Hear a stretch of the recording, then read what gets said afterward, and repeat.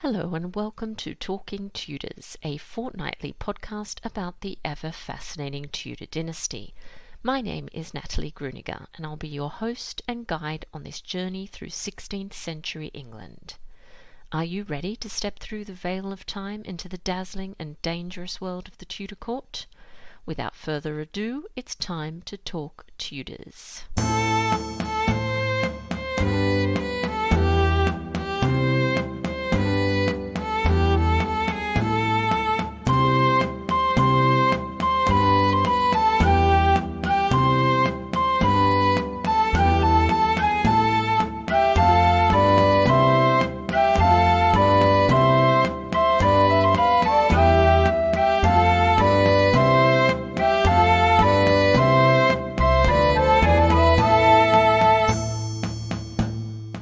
Hello everyone, welcome back to Talking Tudors, episode 93. I do hope you're all keeping well. I'm your host, Natalie Grueninger, and it's so lovely to have your company. As this is the first episode of the month, I'd like to begin by thanking the wonderful patrons who continue to support this podcast and welcome patrons who joined the Talking Tudors family in November. A very warm welcome to Janine, Doris, SM Cleary and Karen. I'm so very thankful for your support and immense generosity. If you love the podcast and tune into every episode, perhaps you'd consider becoming a Talking Tudors patron. Just click on the Be My Patron on Podbean badge on the homepage of my website, www.onthetudortrail.com, or click on the Be a Patron button on the Podbean app. Join the Talking Tudors patron family, and in addition to receiving lots of Tudor-themed goodies, you'll be automatically entered into our patron-only monthly giveaways. December's prize is Lucy Churchill's astonishing reconstruction of Anne Boleyn's The Most Happy Portrait medal. In addition to receiving the plaque, the lucky winner will also receive 2 portrait medal magnets. A huge thank you to Lucy Churchill for sponsoring this incredible prize. If you've been considering supporting the work I do, then this is the perfect time to join. Now, on to today's episode. I'm thrilled that joining me on the show to talk about the early life of Mary Queen of Scots is Katie Marshall. As a 19-year-old historical researcher, the lives of history's figures have always played a huge role in Katie's life. At age 12, when her particular fascination with Elizabeth I and the Tudor court had existed for a few years already, she visited the Elizabeth and Her People exhibition at the National Portrait Gallery.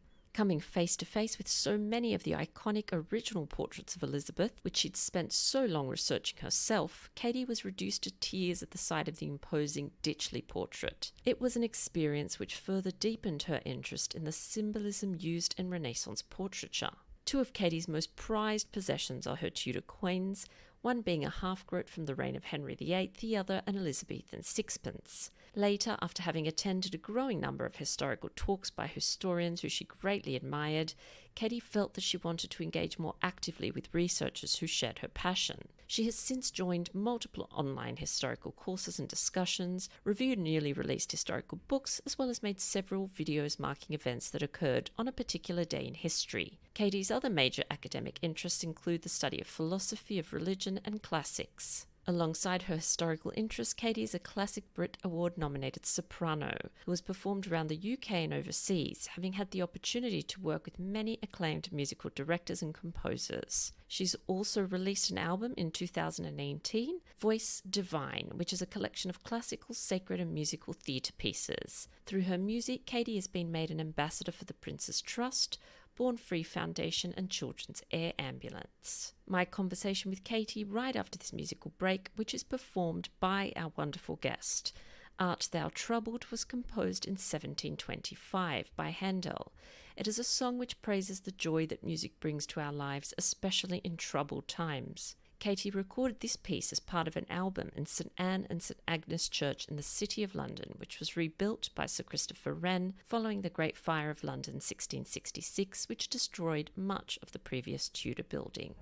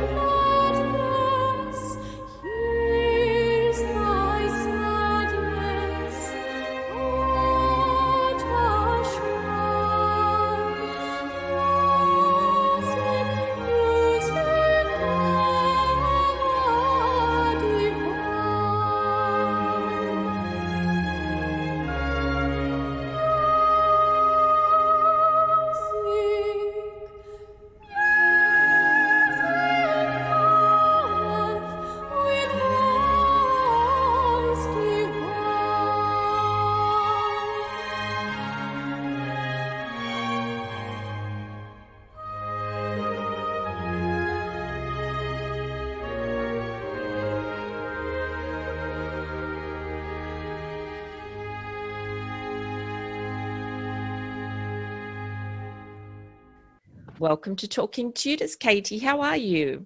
I'm good, thank you. How are you? I'm very well, thank you. I'm really excited to chat with you today. So I thought a good place to start is by you introducing yourself to our listeners and just telling us a little bit about your background.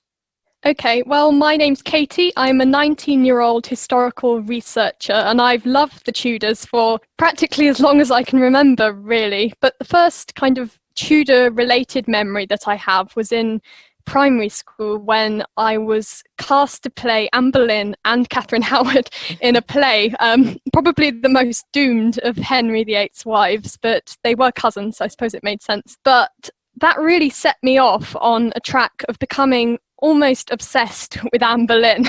And I didn't really realise for quite a long time that I wasn't the only person who was really fascinated by Anne Boleyn, her character, the sort of questions around her story and her downfall. And I remember when I was at school, I always wanted to mark the 19th of May at around 9 a.m. when Anne Boleyn's execution was supposed to have taken place, where it's argued whether it was moved to 12 o'clock.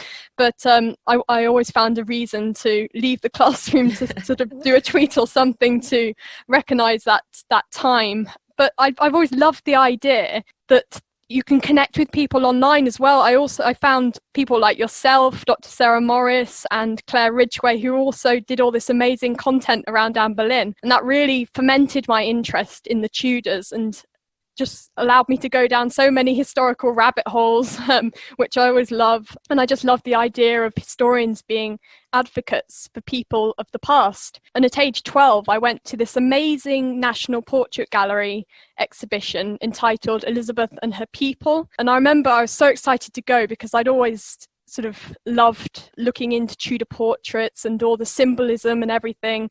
This was when I was 12, and I remember walking into the gallery, and one of the first portrait I saw was the Ditchley portrait of Elizabeth I, and it's the one where she's wearing this massive white embroidered dress. She's got the lightning on one side of her and the sun coming through the clouds on the other, and she's standing on a map. She's actually got her foot on Oxfordshire, and it's a very personal portrait because it was done for Henry Lee as a sort of thank you present, and it's one of the only portraits, interestingly, that shows her with her first signs of aging. It's really personal, and it completely set me off into floods of tears because I was so overwhelmed at seeing it. Yeah, so it was just all these things that culminated. And at Christmas, I also got given 2 Tudor coins by my parents. One was a half groat from the reign of Henry VIII, and the other was an Elizabethan sixpence. And I was just enthralled by the idea that you can actually hold in your hand a piece of history. They're basically portrait miniatures that the ordinary people would have carried around with them. And we're sort of flooded with new images all the time, every day now, but to them, I can just imagine that seeing a picture of their monarch, and they'd spend so much time, more time than we do, looking at their coins and finding, all the symbolism and how that monarch wanted to be presented. I just think it's amazing. Yeah, wonderful. And I absolutely love and admire your passion for history. I can just sense it coming off you. It's absolutely beautiful. I love it. Now, so I know that you're particularly interested in Mary Queen of Scots as well. Yeah. And she's actually the topic of today's chat. So what drew you to Mary's story in particular? Well, I think like a lot of people, I've always been aware of Mary, whether that was from the very English perspective of that conspiring Catholic counterpart of Queen Elizabeth I, or it's either that or the tragic martyr with a severe lack of political judgment. I think they're the 2 main Englishly taught perspectives of Mary, and I think that was really sort of carried forward from the idea that John Knox made of Mary being this irrational, frivolous, led by the heart monarch, which sort of went into that 19th century femme fatale image. But to me, I think that Mary's a lot more complex than that, and it's her character that really drew me to her. She was very decisive. She'd wear her steel cap going into the chase about raids, leading at the head of her troops. I really admire that. And when you compare it to Elizabeth I doing her rousing Tilbury speech, mainly when the Armada threat had already passed. But Mary had great presence of mind as well. She had a lot of stressful, traumatic situations in her life, but she always seemed to find a way with her words to talk herself out of them. And she was extremely charismatic as well. And it said that when Mary spoke to you, she could make you feel like you were the only person who truly mattered to her. And she was also sensitive and extremely generous, and I just admire her for all the sort of qualities that shine through, even through all the hardships of her life. Yeah, that's interesting that that you mentioned that quote that about her, that she could make you feel like you were kind of under the spotlight, because I have read something similar about Henry VIII. I can't remember the quote off the top of my head, but it was a similar thing, that when he threw his arm around you and walked with you, you know, you just felt like you were the only person on the planet. Lit up the room. Absolutely. Now, I'd like to focus on the early life of Mary Queen of Scots. So she was born at Linlithgow Palace on the 8th of December, 1542. Perhaps you could tell us a little bit about her parents and I suppose the context at the time of her birth. What was going on in the world at that time? Well, to sort of set the scene of Scotland in 1542, when Mary was born, it was one of the coldest winters that Scotland had ever seen. I mean, Scotland's not normally a warm country, but this one was particularly a treacherous winter. Snow completely blanketed the ground, pathways were blocked, the River Tweed was completely frozen over, and whereas it would take 5 or 6 days for a message to go from Edinburgh to London, it took this long just for the news of Mary's birth to go from Edinburgh to Northumberland, which is literally just over the Scottish border. And so Mary was the sole surviving legitimate heir of King James V of Scotland. He had 7 to 9 illegitimate children, but Mary was the sole surviving heir from his second wife, Marie de Guise, who was from one of the most powerful French noble families. And she'd also actually been considered for marriage to Henry VIII at one point, but I think she had a lucky escape. And her parents were Claude, Duke of Guise, and Antoinette of Bourbon. And one of the crucial things is that James V, his mother was Margaret Tudor, who was the daughter of Henry VII and Henry VIII's sister. So Mary had a very strong claim to the English throne. And she was baptised as soon as it was warm enough to take her out in that freezing winter. And she was named after her mother, partly, and also because she was born on the 8th of December. This was the day celebrated by the Roman Catholic Church as the day of the Virgin Mary's conception. And Linlithgow, the palace where she was born in West Lothian of Scotland, had just been luxuriously renovated. It was one of Marie de Guise's favourite palaces alongside Falkland in Fife. And she even compared it to the Chateau of the Loire in France, because it also had picturesque waters and it was a pleasure palace, basically. It had painted ceilings, a blazing fire, so Marie wouldn't have been affected by that winter so much as the ordinary people. It had woodworks carved with thistles and crowns. It all sounds like it was quite kind of smooth, but she was also born at a turning point in history, because even though border skirmishes with the English were the norm, outright war was the exception. And 2 weeks prior to Mary's birth, her father suffered a humiliating defeat at the Battle of Solway Moss with the English, their old enemy. And because Henry VIII saw war being the sport of kings and he wanted to be seen as this military strategist, of course that's not what we remember him for now, it's his wives, but this is how he wanted to be seen, as restarting the 100 Years' War just like Henry V had done. And the phrase that he loved to coin was, "Who intendeth France to win, with Scotland let him begin," because he wanted to get through Scotland as the back door to France and get all the lands and reputation that come with conquering abroad. Thank you. I love all those details. I actually really enjoy details about the weather. I think it really brings it to life and you can start to picture, you know, what it must have been like. So thank you. That was excellent.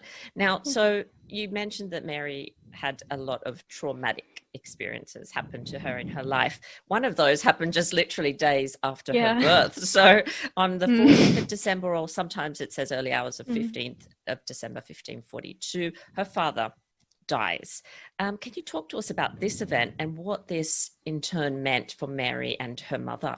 Well, the Battle of Solway Moss was really quite humiliating for James V, because unlike the Battle of Flodden in 1513, which his father had been killed in quite murky circumstances, but he'd been crushed in hand-to-hand combat, he died honourably, but James V's defeat at the Battle of Solway Moss had actually been the result of an ill-organised, misjudged counter-attack of the so-called debatable land, which caught him his army between a bog and a lock, between a smaller but much better organised English army.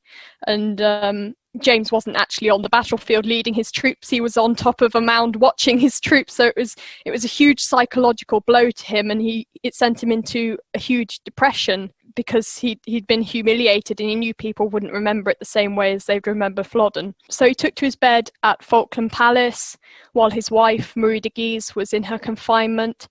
And when the news of Mary's birth was delivered to him, perhaps they thought it would cheer him up, but he's said to have said, "The devil go with it. It can with a lass, and it'll gang with a lass."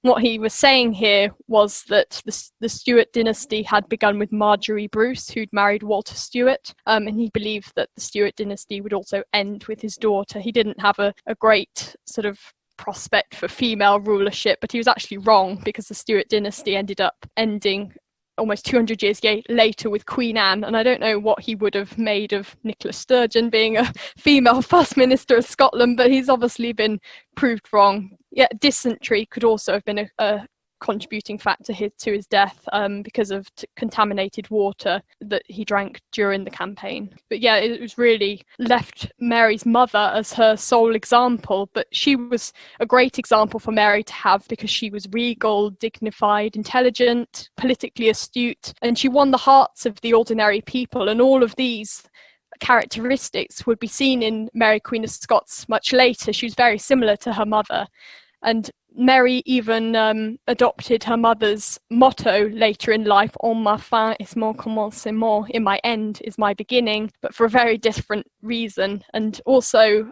her mother's symbol, the phoenix, which is the mythical bird which sets fire to itself and then rises anew from the flames every 500 years. So all of these were things that Mary would remember of her mother later in life. But crucially, she was also vulnerable to plots, being in a long royal minority. She was only 6 days old when her father had died, and so Scotland was a much more physical culture, so if you could get control of the infant monarch, you'd have political control, and it set in motion relentless factional and religious infighting. And the key question here was who should be chosen as regent for the baby infant queen.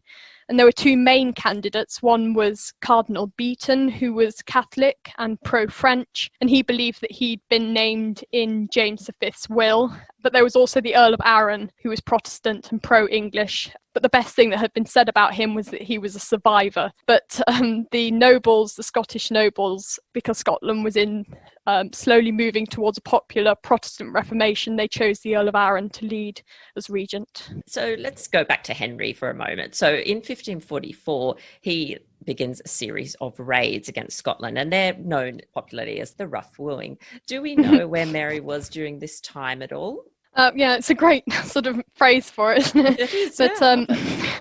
they were, diplomatic alliances were sealed by marriage in the 16th century, and Henry VIII was determined to dispel the French influence that Mary's mother could have brought, and he was obsessed with the idea of imperial kingship, bringing the whole of the British Isles under his control, sort of to validate his title as supreme head of the Church of England. So he suggests this marriage between his son, Edward VI, he'd become Edward VI. His mother was Jane Seymour. And the idea was that when Mary turned 10, she would marry Edward. And in the meantime, Henry could send tutors to make sure that English was Mary's main language. So he sends Sadler, his ambassador, to see Mary, and he dangles Mary on his knee and says she's the goodliest child I've seen of her age, and reassures Henry that all is good, she's going to be a healthy child and she's just as like to live as any other.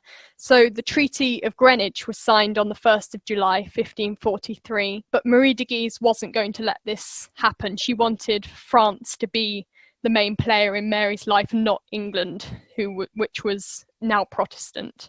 So she double-crossed them and went behind the Earl of Arran's back to protect Guy's interests, and moved Mary to Stirling in July 1543, accompanied by 3,500 armed men. And I love this detail, which was that the baggage train was almost a mile long, trailing behind the infant Mary.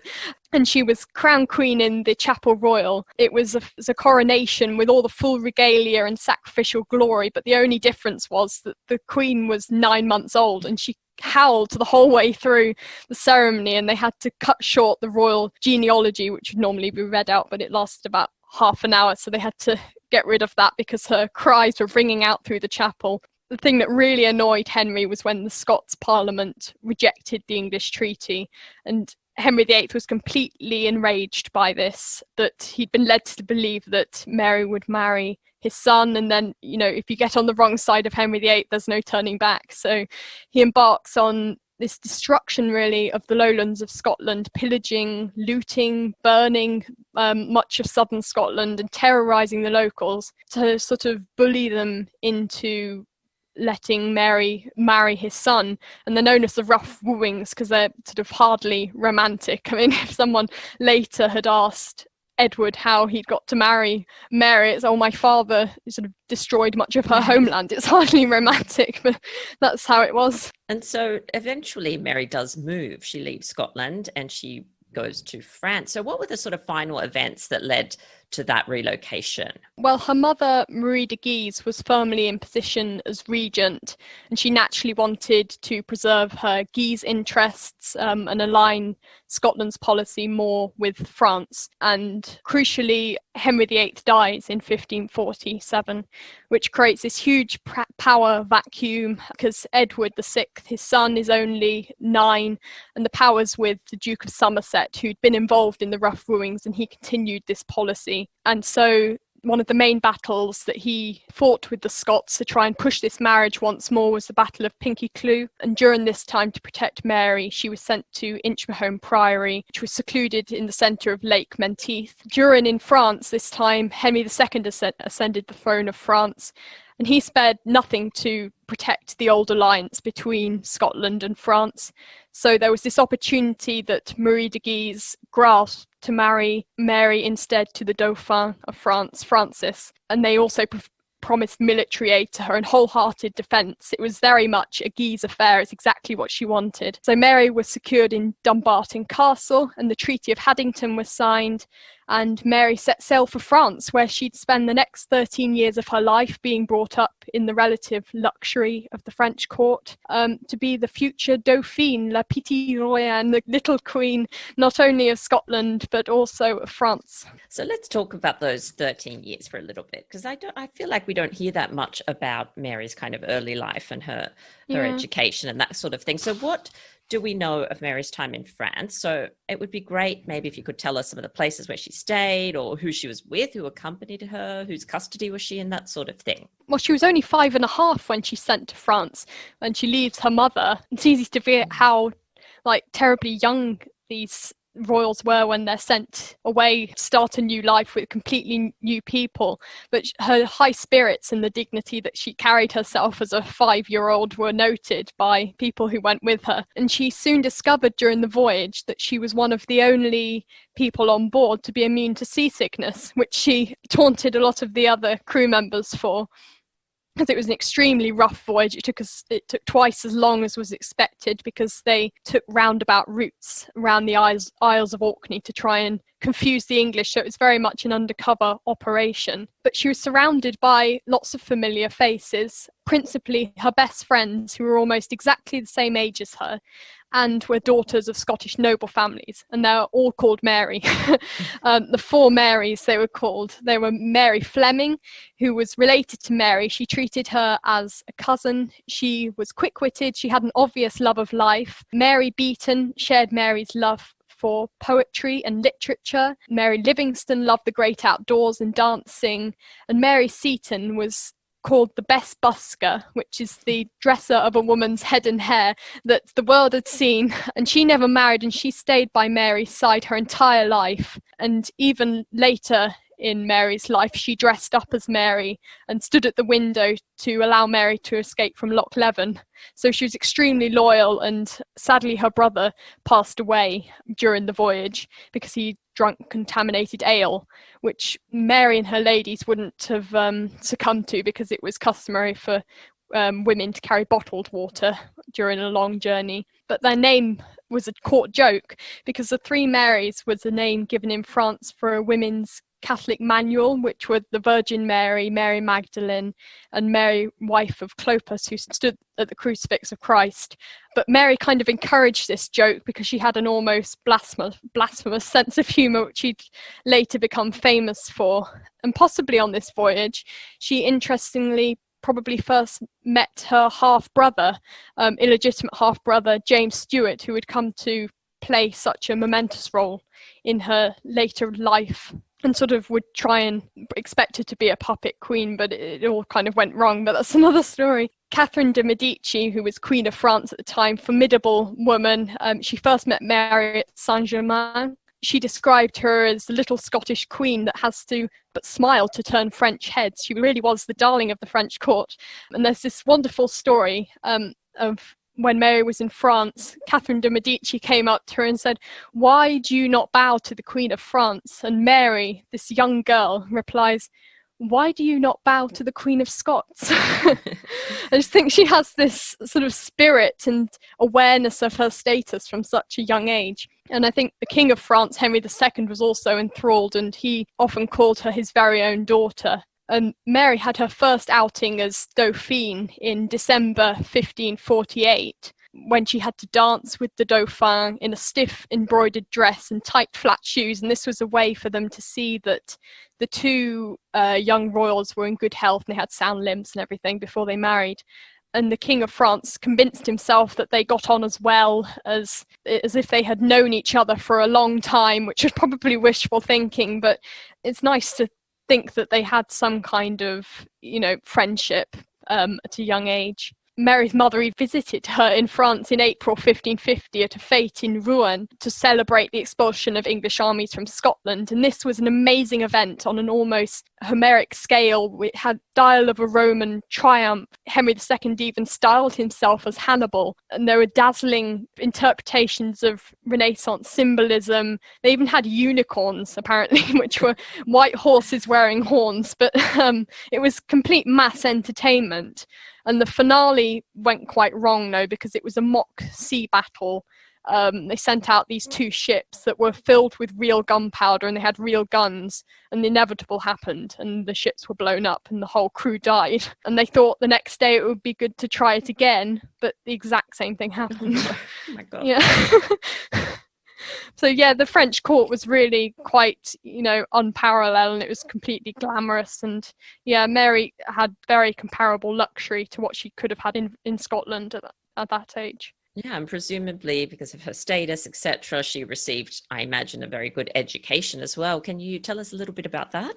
Yeah, well, one of the main questions was, should she enjoy precedence over Henry II's own children, especially Henry II's eldest daughter, Elizabeth, who was 3.5 at the time. And it was agreed in the end, principally by Diane de Poitiers, who was Henry II's influential long-term mistress. She had very influential roles in the French court alongside Catherine de Medici. It was kind of a ménage à trois that worked extremely well. But in the end, Mary was brought up alongside the French royal children as their sibling, really. The households were merged, and a striking element was that she was given almost the exact same education as the Dauphin himself, even though women's education had been championed by a few people in the 16th century, like the Spaniard Juan de Vives and, of course, Thomas More, who wrote Utopia and gave his own daughters an amazing education. It was still unusual to Mary, who received an education in rhetoric, classical and Greek, Roman texts. She studied Plato and Aristotle, but she really excelled in languages. And at the age of 13 or 14, she recited a speech in Latin that she composed herself. I think it was even on the subject of the importance of women's education. She performed it in front of the whole of the French court, the king and queen at the Louvre. But she also had a sense of fun. She loved dancing, singing, outside sports. She played the lute and the virginals. And it was actually a point of competition between her and Elizabeth later in life, who could play the virginals better, who could speak languages better. So she received quite a similar education in that way to Queen Elizabeth. Yeah, I was just thinking that. I no wonder they were so Yeah. competitive, very similar. Yeah. All right. So on the 24th of April, 1558, so if Mary's 15 years old at the time, she marries Francis or Francois, the eldest son of Henry II and Catherine de' Medici. So do we know much about the actual ceremony? Well, it was held at the spiritual heart of Paris at Notre Dame Cathedral. And it was just such a pinnacle of Renaissance, you know, how you'd imagine this amazing marriage between two Renaissance, a prince and a princess. She wore a coronet of emeralds, rubies, diamonds and pearls, and she even had a jewel suspended around her neck, which she said to inherited from Margaret Tudor, her grandmother. And unusually, she, of course, it's usual for us now, but she wore a white dress. But this is unusual in the 16th century, especially in France, because that was considered the colour of mourning. But Mary imagined how dazzling it would look with her auburn hair and the jewels she was wearing. She really wanted to stand out that day. It was such a glittering occasion, and there were large crowds. I think they even threw coins and money and the fountains flowing with wine. It was just soon no expense was spared. She was described as being 100 times more beautiful than a goddess of heaven on this day.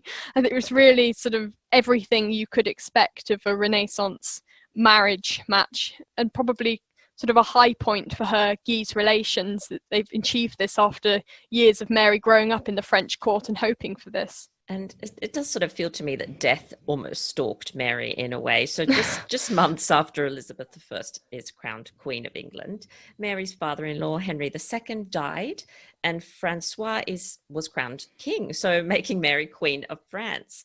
So what was the relationship like between England and France at this point in time? Well, it was quite difficult and heated, because the official French position was that Mary, not Elizabeth, was the rightful Queen of England.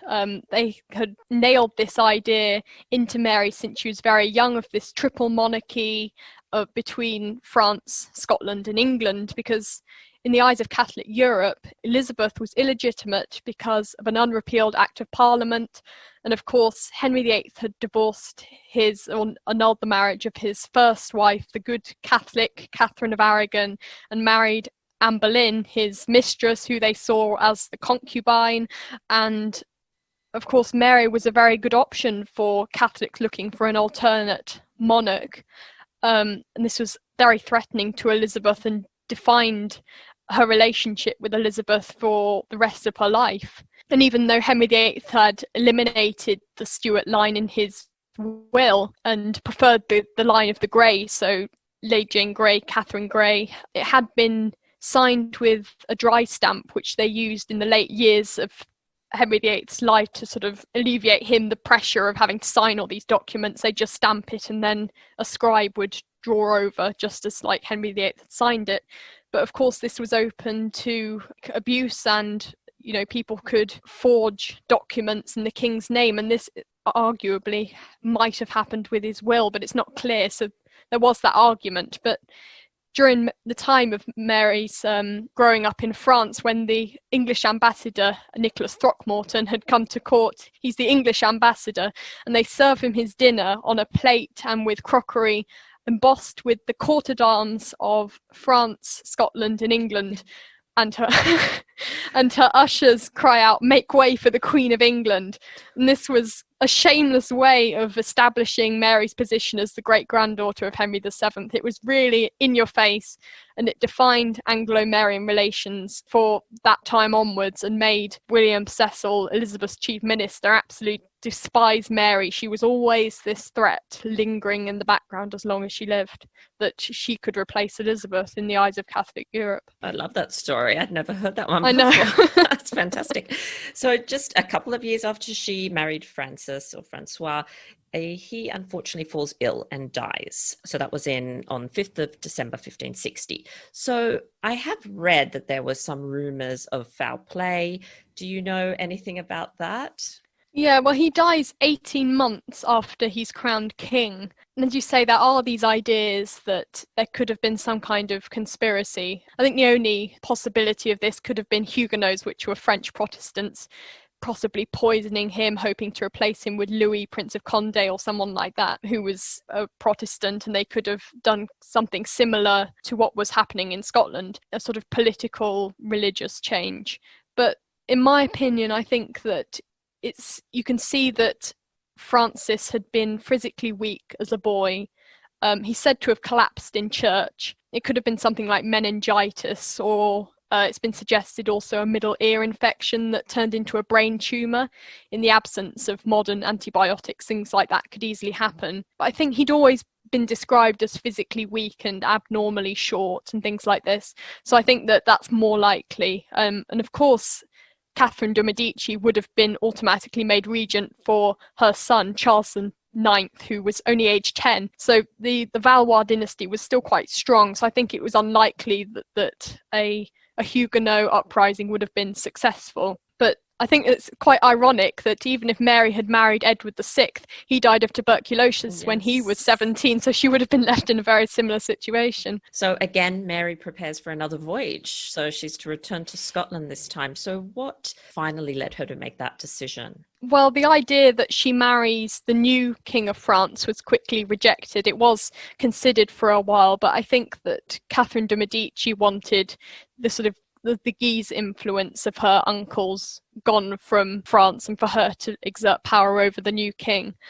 who's still very young, and her son. But in the time of Mary's absence, Scotland had been going through an abrasively Protestant Reformation by the Lords of the Congregation, as they called themselves, and they were strongly opposing Marie de Guise's regency, and she relied almost completely on French reinforcements, and a Huguenot uprising at Ambrose made this almost impossible for the French, so it really affected her ability to rule successfully in Mary's name. And I think it also contributed to her failing health, because on the 11th of June 1560, her mother also dies only a few months after Mary's husband. She dies of lymphedema, swelling in her arms and legs. And I think this really destroyed Mary. She was really distraught, and she went into months of private mourning, because her days in France had been the happiest of her life, and in only the space of a few months she'd been widowed, orphaned, and become Dowager Queen of France, all at the age of 18. I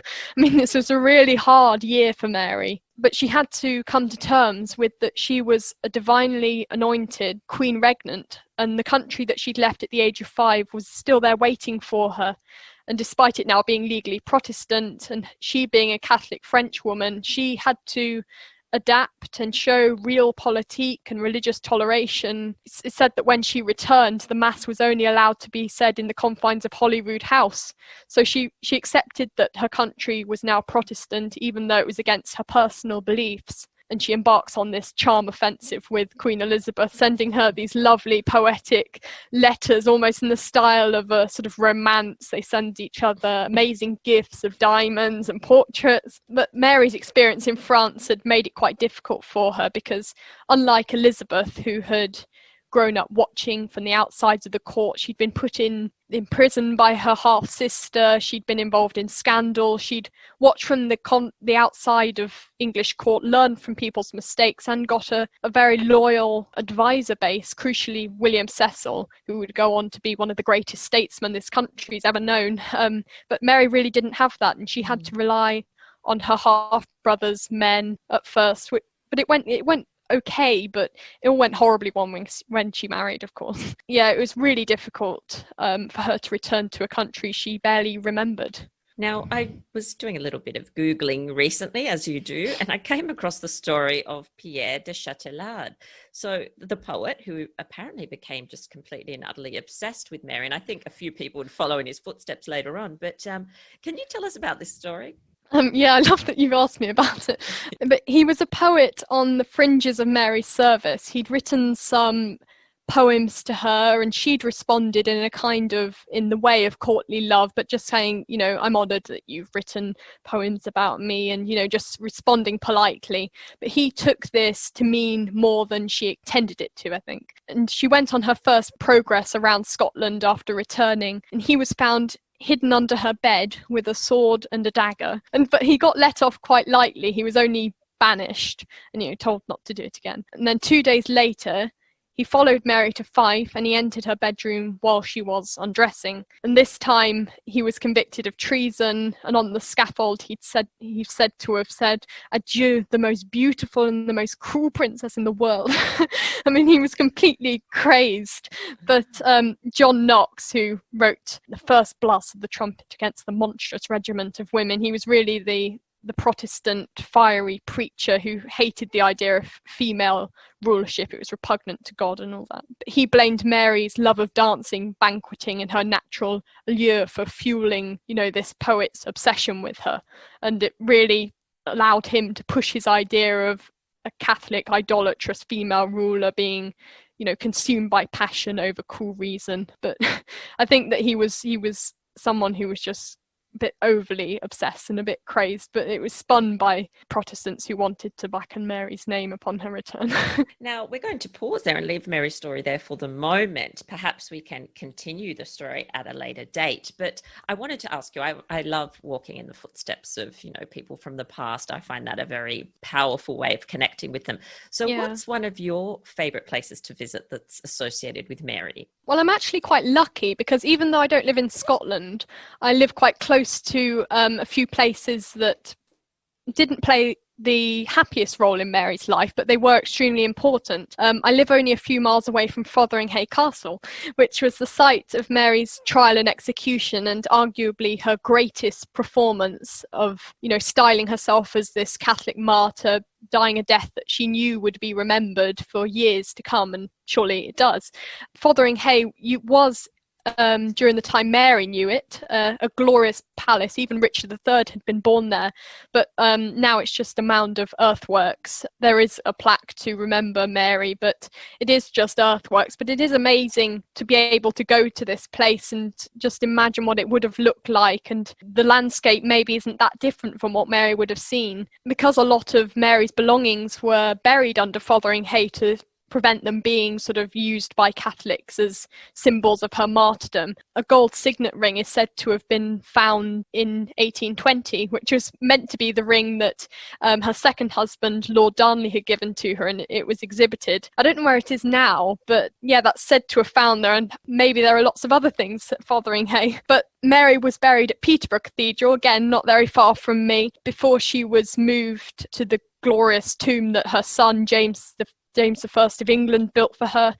She was moved in 1612, I think. And I love that the way her tomb is directly parallel to Queen Elizabeth, but James made her slightly bigger, slightly grander, and it's one of the great ironies of history that they're closer in death than they ever were in life. So they're some of my favourite places. And of course, Burghley House, her nemesis, William Cecil, the house that he built.